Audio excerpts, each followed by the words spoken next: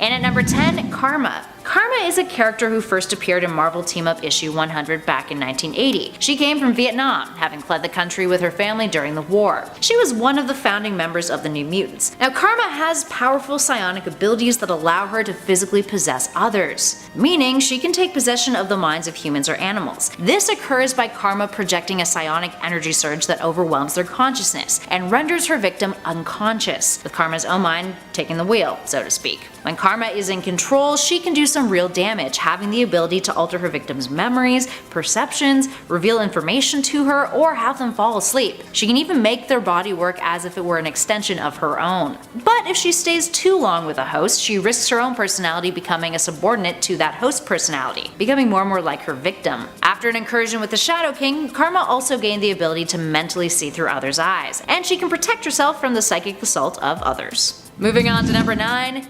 Joseph. Joseph, who only operates by a first name, is the clone of Magneto, but kind of sucks in comparison to him. This is why he's a bit baffling to some. He is a mutant clone who first appeared in Uncanny X-Men issue 327 from 1995, but he also died in a battle against the real Magneto and had a thing for Rogue really briefly. Now his abilities in theory should be the same as Magneto's if he's the iconic villain's clone, right? Well, that is not the case, hence why he's on this list. Sure, he is capable of generating powerful magnetic fields, but he can also generate electricity and electromagnetic radiation. And the real kicker? Well, he doesn't have the full range of Magneto's powers. He never demonstrated the same extent of those powers or some of the tricks that Magneto has been able to pull off over the years, like producing a wormhole. He lacks the mental barriers Magneto has, and therefore when he manipulates a ton of energy, he often causes damage to himself. Sucks for you, Joseph no last name.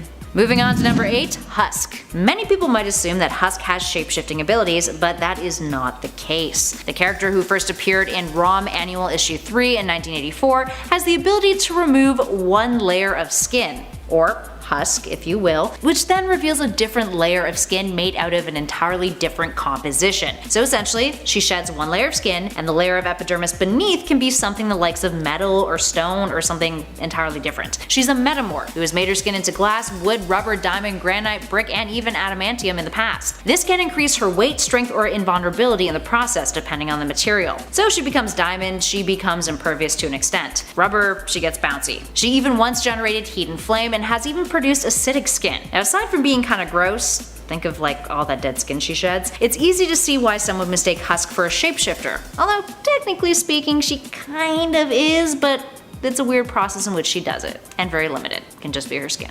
Number 7, you got Black Knight, or Dane Whitman. Now an older Avenger dating back to around 1967. He's actually the descendant of the original Black Knight comics. He gets his powers mainly from his magic sword. He became the Black Knight after he got his famous winged horse Aragorn. Now he joined the Avengers to defeat Kang the Conqueror originally. You know, he didn't really have any superpowers to begin with. This all changed, however, after he bonded with his teammate Circe. This was after she was injured and his fellow Eternal named Icarus attempted to stabilize her by merging the two together. He's apparently a good swordsman and can hold up against Captain America, and he's a bit of a scientist, understands genetic engineering. His powers might not be a mystery, but he definitely is. Up next at 6, Lockheed. Lockheed is a literal dragon. Well, actually he is an alien dragon who was Kitty Pryde's longtime companion and a member of both the X-Men and Excalibur teams. First appearing in the Uncanny X-Men issue 166 from 1983, this little dude does a lot more than just your typical dragon stuff of flying and projecting fire. And he is also the size of a cat, which is kind of super adorable. Lockheed comes from a race of advanced dragon-like extraterrestrials who can travel through space via astral ships that transport their essence, which kinda seems absolutely absurd. Now because of his empath abilities, he's able to understand human speech despite not being able to speak it all that well, and is immune to telepathic probing. So he's not just a cat-sized dragon after all. Although, I mean, would you rather have a real dragon or a tiny dragon that was cat-sized? Personally, I would go for the cat-sized dragon. Much more manageable and, like, adorable too. And at number 5, Green Lantern's ability to create kryptonite. Green Lantern's ring can do a whole lot of stuff aside from creating light constructs. It can store a whole lot of crap, including a whole planet, which is kind of insane. But that's not the ring's ability that we're focusing on today, despite how silly that may seem to some. In 1999's Superman Man of Tomorrow issue 13, Green Lantern busts out a brand new trick that seems like a Deus Ex Machina of sorts. Superman was on a rampage, and Martian Manhunter was like, yo, I'm gonna use my telepathy to read the formula for kryptonite from Superman's mind. Yes, just keep following me here, friends. Then he sent that formula to Green Lantern Kyle Rayner to duplicate as a means of fighting the Man of Steel. Supes managed to evade the attack, but it still felt a little extra, almost devaluing the rarity of kryptonite as an organic material. I mean, if Green Lanterns can just create it, like, Superman would pretty much be dead if that got into the wrong hands. Just saying. It makes no sense. Up next, number 4, Zorn. Zorn is a confusing character to begin with. Is he his own dude? Is he Magneto? Does that mean Magneto can do a bunch of other stuff like manipulate gravity and turn his sun head into a black hole? Lots of questions, friends. So, for starters, Zorn is a dude who first showed up in New X-Men Annual 2001 as a Chinese mutant who had a star for a brain. That's why he wears his little helmet. He ended up becoming the subject of an incredibly confusing retcon, in which he was revealed to be Magneto, who had actually died in the Planet X storyline prior. It made little sense. Then it was revealed in Excalibur Volume 3 Issue 1 that Magneto never died at all, which meant Zorn wasn't actually Magneto, and that led to a whole confusing storyline that featured Zorn's brother, who was kinda like his twin, and overall it was just a big mess. Now that could largely be the reason why so many fans find Zorn and his abilities perplexing. But even when Zorn was revealed not to be Magneto after all, his brother shared very similar powers to him and was technically the second Zorn, and there were a bunch of major differences. Rather than having a sun in his head that his helmet covered, his brother had a black hole there. I mean, similar but very, very different things. The original Zorn also had healing powers, electricity and magnetism generation and manipulation, the ability to teleport via time-space wormholes, gravity manipulation, telepathy, and was self-sustaining. So yeah, that's a whole lot of powers to cram into one dude who may or may not be Magneto, but probably wasn't. Baffling. Number 3, we've got Moonlight, that appeared in Werewolf by Night number 32. That was hard to say. 1975. Mark Spector is his alter ego. He is human. He's got a lot of similarities between him and Batman. Started off as a boxer, a costumed hero. However, he got his superpowers after he visited an Egyptian moon god. And yes, that means he gets a certain amount of strength depending on the phase of the moon. Apparently, at one point he even lost his powers because he was disobedient. Yo, you bad Moonlight. You said and now you're done. I don't know what that means. It's also been said that Moonlight has multiple personalities which make him immune to psychic attacks. He also uses what is known as carbondanium armor, which yes, is not a real armor. This allows him to lock joints and so he can lift more. On top of that, he can jump out of his armor and use it to hold buildings from falling over, which he's done in the past, and then he's fought villains in his underwear. Oh yeah. Does not fly anywhere. He has the mooncopter, kind of like the bat plane. I don't know why Marvel has not got sued for that. And at number 2, Maggot. Maggot is a character that we've discussed a handful of times on our channel thanks to his absurd abilities. He has a slug-based digestive system. Oh, and he also is psychometric. Now, first appearing in Uncanny X-Men issue 345 from 1997, Maggot is a fellow whose digestive system is quite unique. Where his intestines should be, he has a hollow cavity that's home to a pair of semi-sentient slugs, or maggots, hence the name. He's named those slugs Eenie and Meanie. Eenie and Meanie can burrow themselves out of his torso, and at super fast speeds, they attack a foe or object with a powerful enzyme, which then processes and digests said object, or person. From there, they come back to Maggot, crawl back into his hollow cavity, and then transmit the food energy they collected to him, which then can supercharge him and allow him to do a variety of things like increase his strength, physical size, his sturdiness, stamina, etc. If the slugs don't re-enter his belly, this process does not work. And in the past, he's actually lost one of his slugs too. He doesn't get another one. He's left with one slug, which means I guess half of the abilities of digestive power with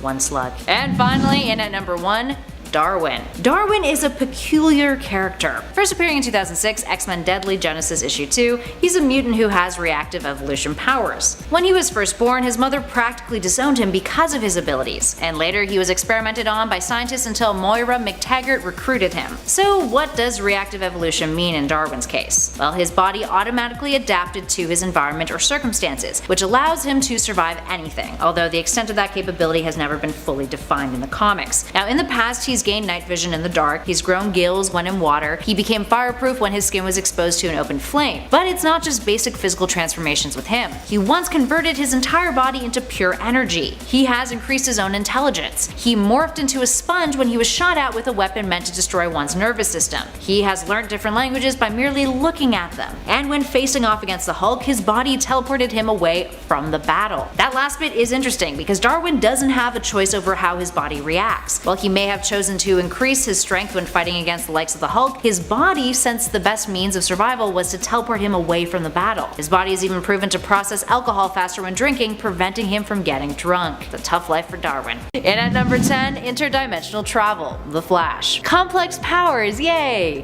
The Flash's second iteration in the form of Silver Age baby Barry Allen tends to take the laws of science and just twist them, making them arguably inconceivable in our real world, but really neat to see on the panels of DC's comics. Of course, that lends itself to be a tad confounding. Such is the Flash's interdimensional travel powers. Now, according to the comics, the Flash can vibrate his body at a molecular level, which allows him to transfer himself between dimensions. Now, initially this was something that could only be achieved by his cosmic treadmill, but in later years he gained the ability to do this himself by increasing the intensity and speed of his vibrations. Now, to make things a little bit more complicated, adjusting those two factors acts as a means for a lot of the things that Barry can do, but more on that in a bit. Up next, number 9, talking to fish. Aquaman, of course. While Aquaman's ability to communicate with aquatic life has long been the butt of many jokes aimed at the DC's King of Atlantis, there's actually been some major retconning over the years when it comes to the scope of this ability and how it's defined, and just in general how people understand it. It's not just like chatting with a fish. For example, in the New 52, in the first issue of Aquaman, Arthur Curry is chilling at a restaurant when he's mildly harassed by other customers there, who make a point of saying that everyone knows Aquaman talks to fish. Arthur does not hesitate to clear this up, noting that, I quote, "Fish don't talk. Their brains are too primitive to carry on a conversation.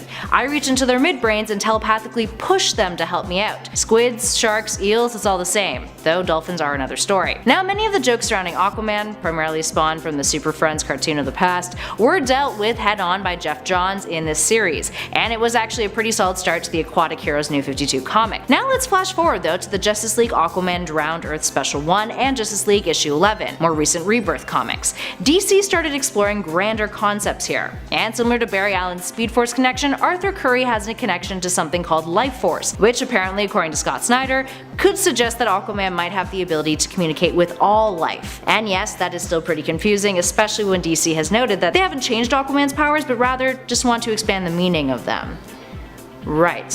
But hey, he doesn't talk to fish one-on-one, so there you go. That solves that question. Just leave it as the New 52 explanation. I'm sure people will be fine with that. Up next at number 8, one of my personal favorites, Batman's plot armor.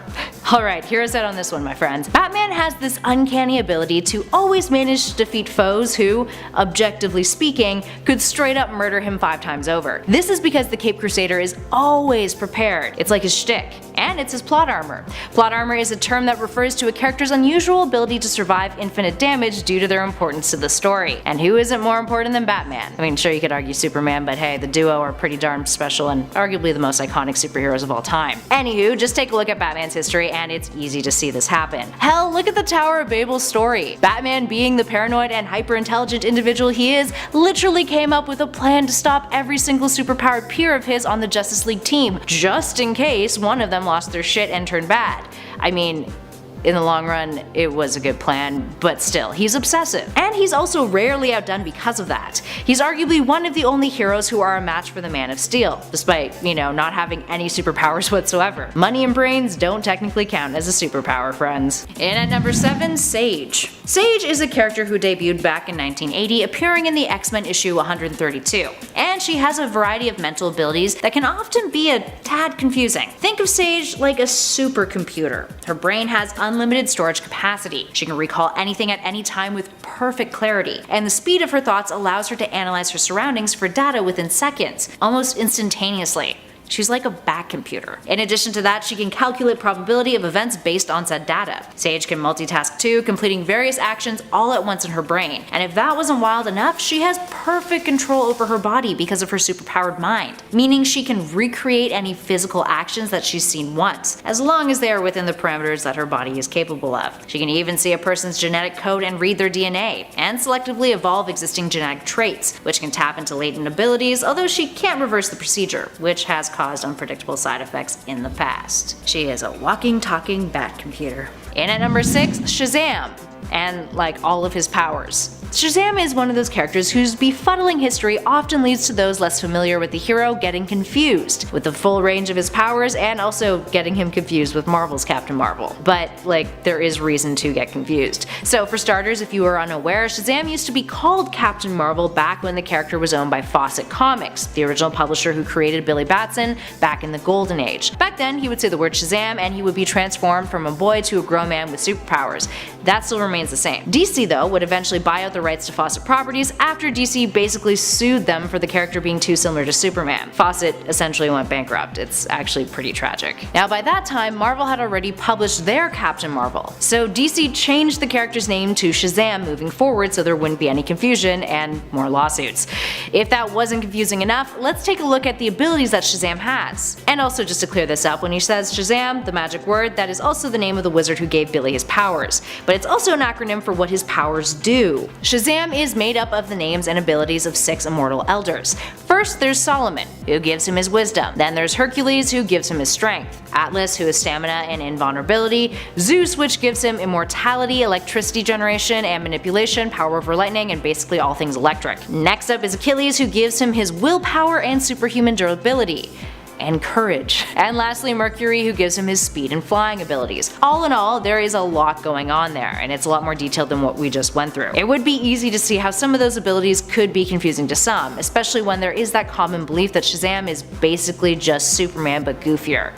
Which he kind of is, to be fair. Number 5, we got Mantis, probably my least favorite hero that I've ever seen brought to the screen. She's been around since 1973, so you gotta give her some credit there. Her origin though is completely unknown. Literally, she talks about herself in third person, and she says this one came from a place she must not name, to reach a place no man must know. So I guess, you don't really know where she's from. She also trained in martial arts, boom bam, that's good, and she apparently can even, or at least almost beat Captain America. Her biggest and strongest power is obviously using psychic empathy, which means she can feel other people's emotions, man. Basically, she's Deanna Troi from Star Trek. This allows her to figure out also a person's weak spot, where she can immediately, boom, knock them out. She's apparently really strong, and with that, she's never ever, well, only once has she ever lost in a hand-to-hand combat situation. On top of that, she has the ability to meditate and heal herself. In some series, she can even sense the future. And at number 4, boom tube creation from Cyborg. For starters, boom tubes are already mildly confusing.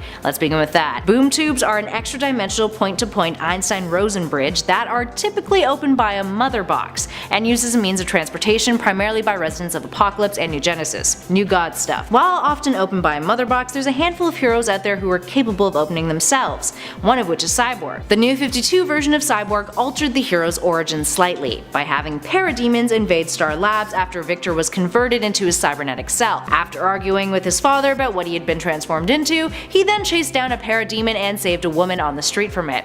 But in the process, he absorbed something from a parademon, boom tube technology, which allowed him to transport himself or other individuals. All in all, it is an ability that kind of felt like it was tacked on, but hey, not gonna complain. Moving on to number 3, Dazzler. Dazzler is often one of the most ripped on mutant characters in the comics, thanks to her publication origins. Initially, Dazzler, aka Alison Blair, was commissioned by Casablanca Records in 1978 as an animated special multimedia cross-promotion called The Disco Queen. Casablanca would bail on the project thanks to financial concerns, but the Disco Queen would live on, first appearing in the Uncanny X-Men issue 130 in 1980 as Dazzler. Dazzler's abilities, which are yet another source of her history of of mockery, include the power to convert sound into light beams of various forms and intensity. She is also a trained singer, actress, and dancer, and of course is a highly accomplished roller skater. No joke on that last one. Arguably, the sound conversion trick of hers is the most confusing. She takes sonic vibrations which reach her body and transduces them into light. She has a large range of frequencies that she can do this with all kinds of sound pressures regardless of complexity, dissonance, or randomness being changed and converted. Meaning a song and the sound of a car skidding could both be converted into light. So,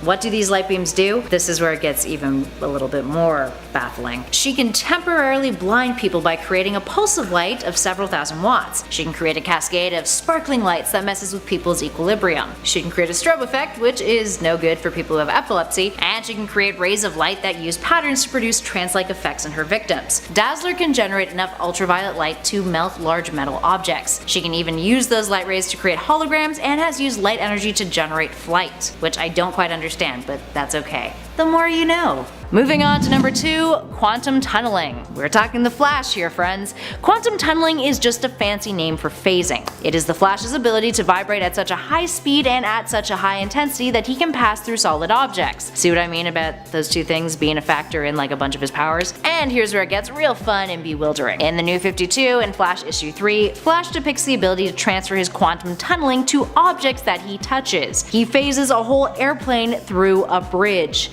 Scientifically, we're not even going to try to explain how that is possible. We just know that he becomes practically invisible, and in order for this to work, he needs to calculate the frequency of his vibrations, or else it could get real messy. Like phasing through an object halfway and then, you know, getting dead. It's also a power that has varied amongst different iterations of the Flash, with Barry Allen seemingly having a better grasp over it than Wally West. And finally, in our number 1 spot, the 9 senses of Martian Manhunter. Human beings have 5 senses. Martian Manhunter? Well, he's got 9 of them. Aside from being a concept that is strenuous to comprehend, we can't help but be slightly perplexed by what on Earth, or Mars rather, all of those senses possibly do. It almost seems like a completely made up ability that DC just threw into the character's skill set for the fun of it. So out of the 9, 5 are the human senses that we have, but the extra 4 have never fully been defined in the comics. There is a fan theory that one of his 9 senses is a precognitive one. In Martian Manhunter's early days, the character exhibited precognitive abilities. Regardless, Ja'an's 9 senses tops our list simply because there is no possible way for us to understand them, simply because they've never really been explained to us. And also,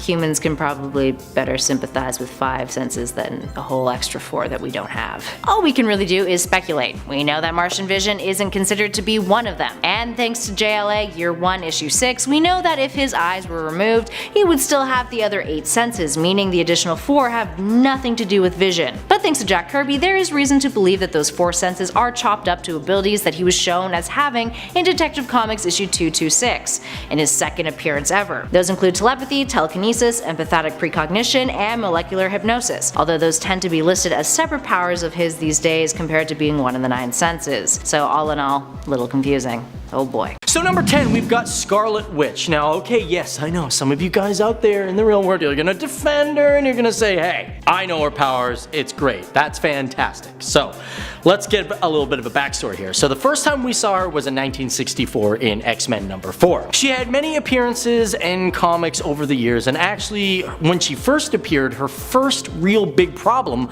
was that she didn't have really defined powers. That's right. Her powers initially were called hex powers, and she could just basically do anything and could cause random events to just happen. She pretty much was a wild card for any tough plot points that the writers had. So some things that she would do is, you know, cause Ultron to short circuit randomly and even cause gas mains to just explode, and it wasn't until Kirk Busiek decided that her powers would be all about manipulating chaos. That's when we got a better picture. But however, that didn't really sit well, because by the time we got to the Avengers Disassembled series, she pretty much had the ability to warp reality. However, most people identify her as having chaos magic being used to her advantage. What is chaos magic? Well, your guess is as good as mine. Number 9, we got Miss Marvel, or Carol Danvers, appearing in 1968. Now, in the past, she has had so many problems. As a matter of fact, today she still has a lot. As a matter of fact, most people identify her as Marvel's version of Superman. pretty much the female version of that. She's got super strength, stamina, all that sort of stuff. She can fly. Being half human and half Kree gives her a bunch of different abilities, and when she could fly back in the day, the only way she could do it was through a belt device. She also could tap into the energy of a white hole, which is a reverse black hole, which, by the way, has never been identified by man at all in history. This allowed her to control things like gravity, heat, and many other aspects of different spectrums. This also allowed her to survive in the vacuum of space, and she can fly 6 times the speed of sound, and yes, she can explode energy out of her hands, fingertips, all that sort of stuff. And apparently she also has the ability of 7th sense. Number 8, you got Hercules. You know, kind of an old sort of guy, you know what I mean? Debuting in Avengers number 10, 1964. Now, he was originally simply a minion of Immortus, and he belongs to the Olympian species. Like most, just like Hercules himself, he's got super strength, speed, and stamina. Known to be the strongest of all the Olympians, he could actually apparently pick up a sequoia tree, smash it to bits. It's also originally believed that he even moved the island of Manhattan. However, that was a little too much for comic book writers, and they were pretty much like, nah, he was just bluffing, he was just saying, tune the talk, you know what I mean? It wasn't true at all. Ooh. On top of that, he can go 100 miles per hour and go toe to toe with Thor, and can withstand, you know, the impacts from bullets. He's kind of another Superman if you really think about it, but his mace itself is kind of like the mace version of Thor's hammer. Thing is, he's backed up by Olympian magic, so nothing like even diseases can hurt him. However, if Zeus takes away his powers, he's pretty much useless. It'd be interesting to see what would happen if Rogue touched him. Moving on to number 7, the electromagnetic spectrum vision from Martian Manhunter. Similar to our previous Flash number, here we have a sophisticated ability that occasionally goes over some readers' heads, and hey, not criticizing with that. Scientific logic in comic books is very different than the laws reality follows, as we mentioned earlier. Martian Manhunter, who will be making another appearance on this list a little later on, is a complex character. Yes, he is a green Martian from Mars, but he also is a being who has a plethora of powers, some of which are a little difficult to wrap your head around. Ja'on Jones is capable of seeing across the electromagnetic spectrum. What on earth does that entail? So, you know how Superman has that nifty X-ray vision of his? Now think of this power as a ridiculously amped up version of that. Nicknamed Martian Vision, it allows Ja'on to not only use X-ray vision but to see infrared, ultraviolet, and microwave wavelengths. While we don't entirely know how this is visually represented to the Martian, since there's yet to be a proper POV panel featuring this in DC Comics, or at least that we know of, let us know if we're wrong in the comments. But we can imagine that it would share some similarities to how the Predators in Predators see other kinds of heat signatures or wavelengths, so hey. Speaking of characters with vast skill sets, that brings us to our next number. Number 6, we got Vision. Okay, yeah, we've all seen him. We all know basically he is a robot. Some people identify him more or less as a human being, but is made out of, you know, synthetic materials. Okay. Now, what's different about him from the movies is in the comics, he's got a solar jewel on top which absorbs solar energy, which can actually also discharge energy at any time. He also can fire beams of microwaves and infrared radiation. Very helpful to know. On top of that, he can also become extremely massive. This is confusing because apparently he does this by harnessing the power from some unknown dimension. This also makes him change in density. Being an android means he has super strength and all the other great attributes that other heroes have. As of recent comics, he can also split himself into smaller parts and change shape, but that's good old-fashioned nanotechnology at its best. And at 5, Revanche. Revanche, who debuted in 1993 in X-Men issue 17, is one of a few characters on this list whose powers are not only confusing, but so is their origin story. So Revanche's early appearances were plagued by continuity errors in Marvel's comics, thanks to one of her creators, Fabian Nicieza, failing to read Uncanny X-Men issue 255. In that issue, the character Psylocke is discovered on the shores of an island by the Hand, whereas in issue 22 of the second volume of X-Men, a handful of issues after Revanche's debut, her origin story contradicted the one in Uncanny X-Men, with the character having come to possess Psylocke's body. Confusing, right? Revanche was said to have been an intuitive empath prior to switching bodies with Psylocke, but after switching bodies she gained telepathic abilities and could psionically generate a blade, a Psyblade that she could use to force her way into other telepathic characters' minds. So essentially she is Psylocke but not Psylocke and used to be an empath and is just a big jumble of continuity errors. Yeah, no bueno. Number 4, we got StarFox, and I'm not talking about the good StarFox. I'm talking about this StarFox from Marvel. Part of the Eternals group, he appeared first in 1973. Basically, he ages really slowly because he uses cosmic energy. This also makes him extremely hard to hurt because the energy protects him from falls and impacts and other things like that. However, bullets and knives can hurt him, and not just emotionally. However, StarFox in some series has been able to manipulate gravity using psychokinesis. He also knows apparently 500 alien languages. But his most important power of all is he is capable of activating the pleasure area of enemies' brains, which pretty much helps them calm down so he can win the battle. So I guess you could say, sexiness is his power. Yeah. And at number 3, Kryptonian Coma, talking Superman. Oh, the death of Superman, my absolute favorite story arc ever. That was sarcasm, people, in case you did not pick up on the obvious. Fans of this channel know I have major beef with this arc. Every time it comes up in a video, I go on a tangent about how terrible it was, how it pretty much ruined the concept of death in mainstream comics, and how it was all just a big sham for DC to pull in a bunch of extra dollars. Long story short, and skipping over some of the hilariously bad and nonsensical plot points here, Doomsday comes to Earth. He and Superman engage in what can only be called a punching match to see who can punch harder. They punch each other so hard that they punch each other to death at the same time. And both are believed to be dead, but turns out, surprise, neither is. The problem is, a whole long and painfully tedious story event was drawn out of Superman's death, in which a bunch of dollar store Superman replacements showed up, and a side story where Green Lantern turned homicidal was a thing. He was merely in a Kryptonian coma, which apparently makes it look like he's dead with no pulse, no breathing, the whole shabam. So everyone in the story was like, whoa, Superman, thank God you're not actually dead. You pulled a fast one on us with that power of yours that makes zero sense, but okay. Perhaps this number is more baffling than confusing, being something that felt so far-fetched rather than a reasonable plot point. It's all about that money grab. Number 2, you got Novar, a rather new superhero debuting in the year 2000 for Marvel Boy number 1. Now he is part Kree, part cockroach. That's right. He's also a part of the Dark Avengers. Now because he is half Kree and he has insect DNA, he's got a lot of strength, agility, stamina, that sort of thing. Not as appealing as Spider-Man though, nobody really wants to hang out with a cockroach. What his power is he can also control his neurological impulses, so he can remove himself from feeling any sort of pain. He can also suppress his emotions, which can hinder him from winning a battle. This is simply known as Whiterun, where he removes anything from his thoughts. So basically that cute girl that's in the red dress while he's fighting Thanos, that girl ain't getting hit on at all. Also, Novar's salvia can infect people. I mean, like, he's a bug, you know, he can scale walls and get into small places because he's triple jointed. And yes, like a bug, he can digest almost anything, which can repair himself. And like most superheroes, he knows science pretty well, which for this guy, you know, he helped develop interdimensional travel. I don't know how you do that. But number 1, probably the worst of them all, is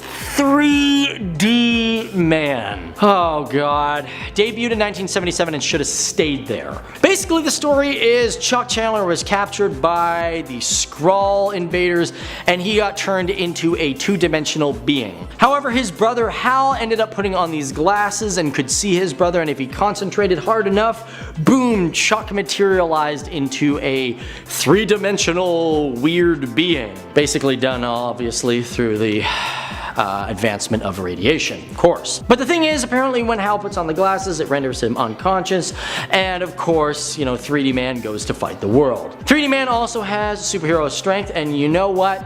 I'm just done. That has got to be the most ridiculous one of them all. That's the icing on the cake.